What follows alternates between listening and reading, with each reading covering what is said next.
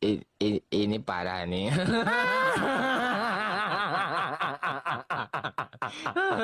Tenang, tenang.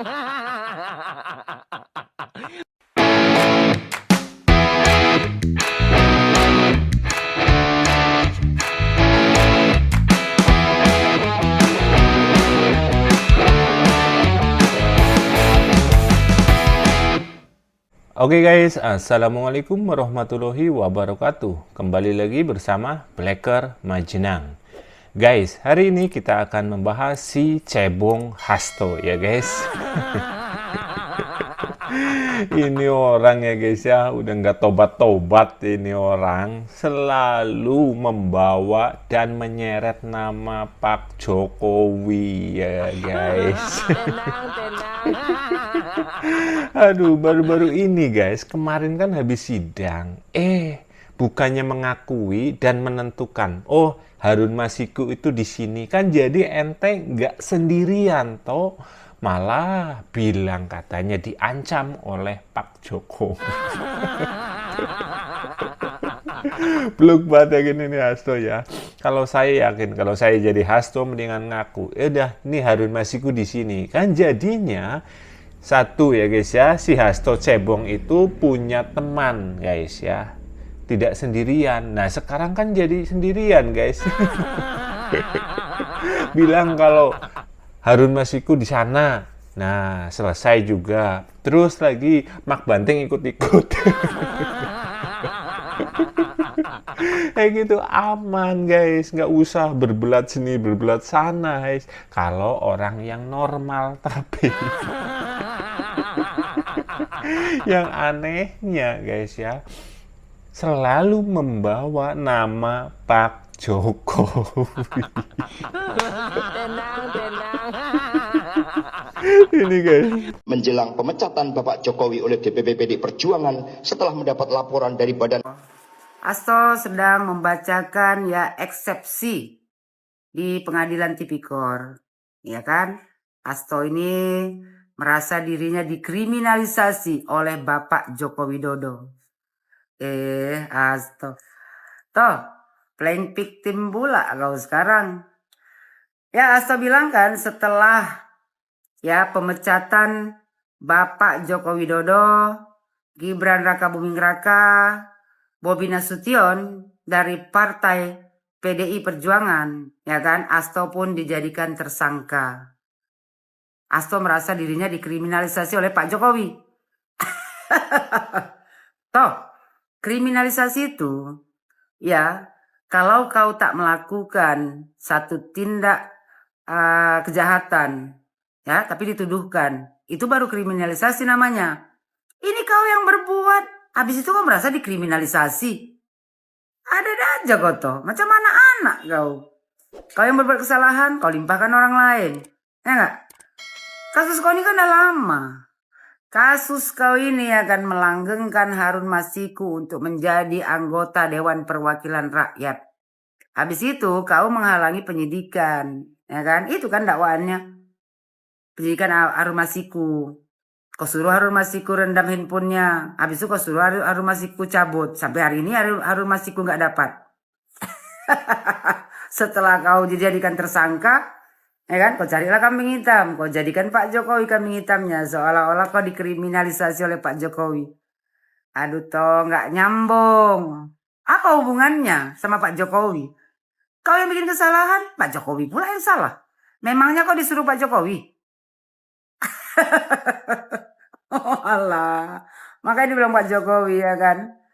Kita tunggu aja lah nanti, kita lihat nanti ya kan. Ini lagi yang kita lihat ya kan, kebodohan Hasto membawa nama Jokowi di dalam eksepsi. Ya kan, eksepsi ini adalah bantahan ya kan, penolakan atas dakwaan yang ditujukan ke Hasto. Tapi sayangnya ya, Hasto ini membawa-bawa nama Pak Jokowi, seolah-olah semua ini kesalahan Pak Jokowi. Tok, dulu ya kan waktu Bapak Jokowi masih menjabat jadi presiden dan masih tunduk sama Mak Banteng. Udah gitu kan kalian kan KPK kan dekat tuh sama Mak Banteng, makanya kau nggak bisa ditangkap. Ingat toh, sekarang zaman udah berubah toh. Ini presidennya Prabowo Subianto. Kan? Lagian KPK-nya nggak dekat pula sama Mak Banteng. Jadi nggak selamat lah kau. Astagfirullah, toh. Jadilah laki-laki sejati, be a gentleman. Kalau kau salah, ya akui kesalahan, jalani prosesnya. Karena kau sekarang, ya kan, itu kawan-kawan kau semua itu yang berada di belakang kau itu, ya, itu cuman apa namanya, nggak bisa bikin apa-apa toh. Kerja orang tuh sekarang kan cuman fitnah sana fitnah sini, ya kan, menggiring semua opini ke masyarakat bahwa saya semua itu kesalahan Pak Jokowi. Sama lah kayak kawan kau yang di Rusia itu, apa kabar? Nggak datang dia besok kau. Hei, apa poin tuh si Koni Terong? Tuh dipanggil tuh. Tenang, tenang. Kan banyak tuh dokumen kau sama dia kau simpankan. Udah dinotariskannya lagi di Rusia. Kau suruh dia bongkar. Kan? Kalau memang ada. Katanya kalau dibongkar ini hancur-hancuran kata itu Miss Wine. Kau suruh dia bongkar lah. Ini yang ditunggu masyarakat Indonesia. Bukan cuman omong-omong aja, ya kan? Video kau sendiri, kau bercakap sendiri, tak ada bukti. Kan lebih bagus toh, ya. Daripada kau playing victim, ya kan? Mending kau bilang aja, ya. Di mana Harun Masiku? Enggak toh? Biar enggak kau sendiri, ya kan? Yang nginap di Hotel Prodeo. Terus apa cerita toh? Mak Ketum. Katanya kalau seandainya kau diambil ya kan Mak Ketum mau jumpai Kapolri. Buktinya nggak adanya toh. Sekarang kau sendirian di Prodeo. Ya, kawan kau yang teriak-teriak di belakang tuh, itu cuma teriak-teriak depan kau aja tuh, nyari simpati. Padahal ya kesalahan ini kesalahan kau sendiri ya, memang kau tanggung sendiri lah, nggak mungkin orang tuh nanggung. Masa kau yang buat kesalahan orang lain yang nanggung? Gak mungkin juga lah. Apalagi Pak Jokowi yang menanggung. Ke laut lah toh. Ya berenang. Biar agak jauh. Saya selalu heran dengan Hasto ini ya. Di setiap persidangan dia selalu bawa-bawa nama Jokowi. Lagi-lagi yang terbaru, Hasto itu bilang jika Hasto ini mendapatkan ancaman kalau PDI Perjuangan memecat Jokowi Dodo, maka Hasto akan dipenjarakan. Saya meyakini 100%, bahkan 1.000.000%, apa yang diomongkan oleh Hasto ini, bacotan Hasto ini, itu gak akan pernah ada buktinya. Ya, siapa yang mengancam? Bukti konkretnya seperti apa? Itu hanya omongan Hasto saja, ya, yang dia berupaya dengan sisa-sisa tenaga dia, ya, untuk apa ya, menutupi segala tindakan dia yang dianggap merasa terzolimi, lalu juga untuk membunuh karakter seorang Jokowi, tapi selalu tidak berhasil. Dan herannya omongan orang ini tuh banyak yang merasa apa ya, benar gitu loh. Dan pendukung-pendukung Banteng mendengar seperti itu tuh dianggap apa ya, dianggap suatu kebenaran. Anehnya itu ya, tidak pernah apapun upaya dari Hasto ini ya untuk dari fitnah yang selama ini dikeluarkan itu terbukti, nggak ada sama sekali. Kristianto mengaku diancam kalau sampai pecat Jokowi, katanya akan ditersangkakan. Waduh, Hasto ini belum tobat juga. Belum juga mengaku kalau dirinya bersalah. Padahal dirinya itu memang betul-betul melindungi Harun Masiku, menerima suap. Kok masih merasa nggak bersalah?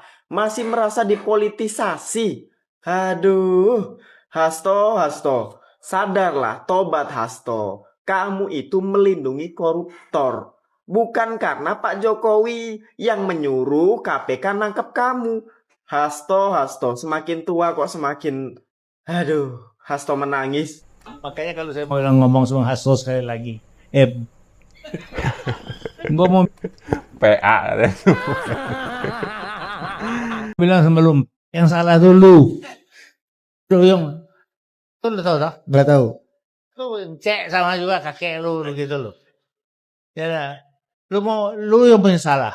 Lu yang gede-gedekan si ibu jadi begitu, supaya lu tuh bisa kuasa. Nggak betul. Jadi maka itu sebenarnya salah lu juga. Jangan lu bilang ibu aja yang salah. Lu yang tukang gosok-gosok. Gitu. Emang Hasto tukang gosok-gosok, Pak? Kan siapa lagi kalau enggak? Yang tiap hari sama ibu sama siapa? Kan si Hasto. Dia sekjen.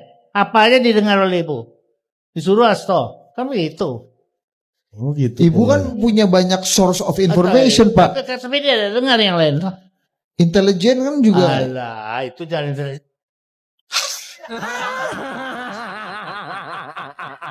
Yuk kita lihat sinetron pendek sidang kedua Hasto Kristianto.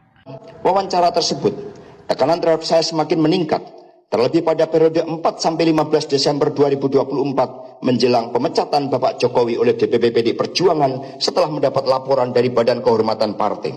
Pada periode itu, ada utusan yang mengaku dari pejabat negara yang meminta agar saya mundur, tidak boleh melakukan pemecatan atau saya akan ditersangkakan dan ditangkap. Oh, jadi itu seperti yang dikatakan Deddy Sitorus kemarin ya Pak Hasto. Tapi kok Pak Hasto itu yakin banget dan tanggalnya tepat banget, tanggal 14. Sementara Deddy Sitorus waktu ada utusan itu, dia menyebutnya aja sekitar tanggal 14. Enggak langsung tanggal 14, tapi sekitar tanggal 14. Terus tanggal berapa itu? 15, 12, 16.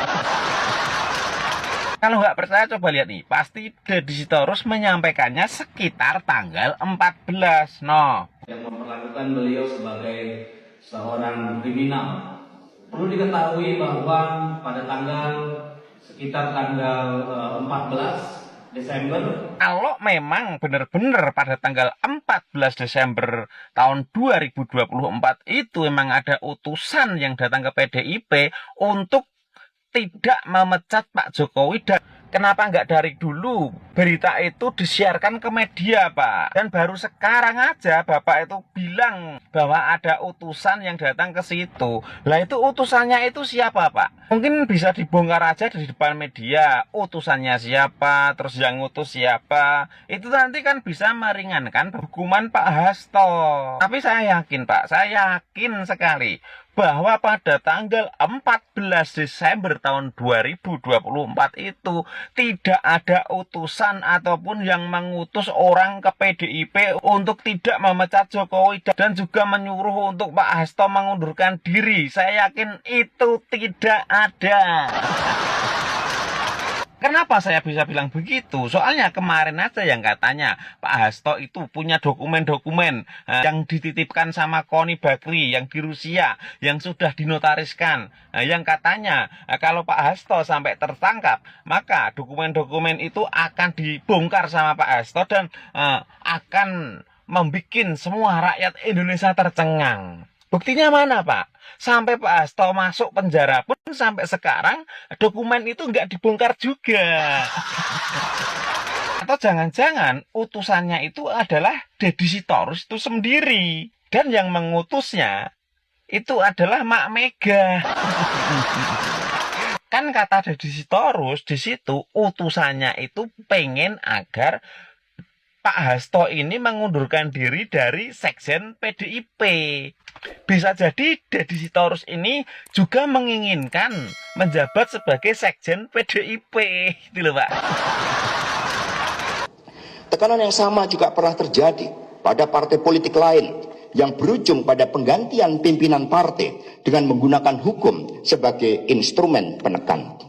Bahkan proses penetapan tersangka terhadap saya diwarnai pula oleh aksi demonstrasi oleh kelompok masyarakat yang tidak dikenal, aksi pemasangan spanduk yang menyerang partai, serta rekayasa gugatan untuk menggugat keabsahan pimpinan partai. Bahkan operasi politik terhadap saya sampai harus menggunakan lembaga survei untuk menggiring opini publik. Dan di sidang Pak Hasto ini ternyata banyak didatengin para kader-kader dari PDIP dan mereka kompak memakai rompi warna oranye. Wah, pas banget tuh. Katanya kan ada 9 lagi tuh yang akan diciduk ya kan. Nggak perlu diciduk. Menurut saya nggak perlu diciduk. Lah itu semuanya udah ngumpul di situ gitu kok. Tinggal ngadangin aja tuh. Di situ pakai rompi warna oranye dengan tulisan #Hasto. Seharusnya tulisannya jangan #Hasto Pak, tapi tulisannya #calon tertangkap KPK.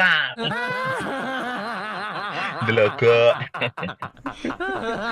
Aduh, gimana guys ini ya. Ada saja gebrakan dari Kebo ya guys ya. Apalagi si Cebong Hasto yang bisa disebut adalah produsernya hoax ya guys ya. Si tukang ngibul, kalau orang sini menyebutnya Lembo guys. Tukang ngipot guys, ngipot.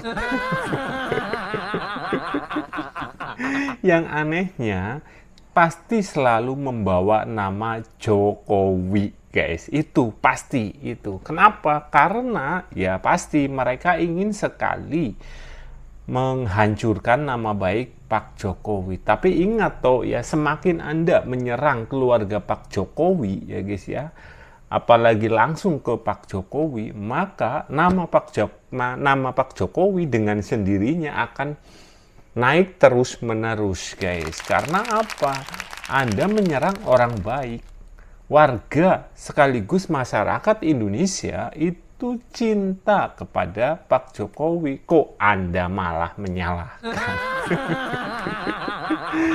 Ini toh, mendingan Anda ya dengerin toh.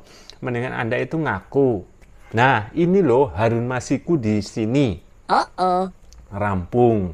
Jadi Anda bisa mungkin ini ya, ada keringanan yang tadinya 20 tahun ataupun berapa tahun lah ya.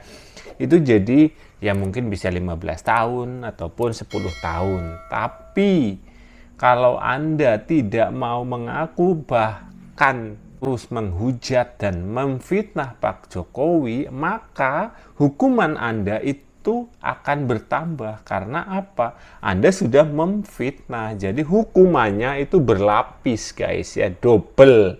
Yang satu melindungi koruptor, yang kedua itu memfitnah. Gimana guys? Setuju kan guys? Itu pasti itu. Jadi tolonglah mandan sing waras pikirannya ya guys ya. Kalau Anda tertangkap dan sudah mengakui, menyebutkan si Harun Masiku itu ada di mana, Anda ada temannya. Sekaligus mungkin juga ada keringanan. Jadi tidak sendiri Anda ditahan. Gimana menurut kalian? Silahkan tulis di kolom komentar. Sekian, wassalamualaikum warahmatullahi wabarakatuh.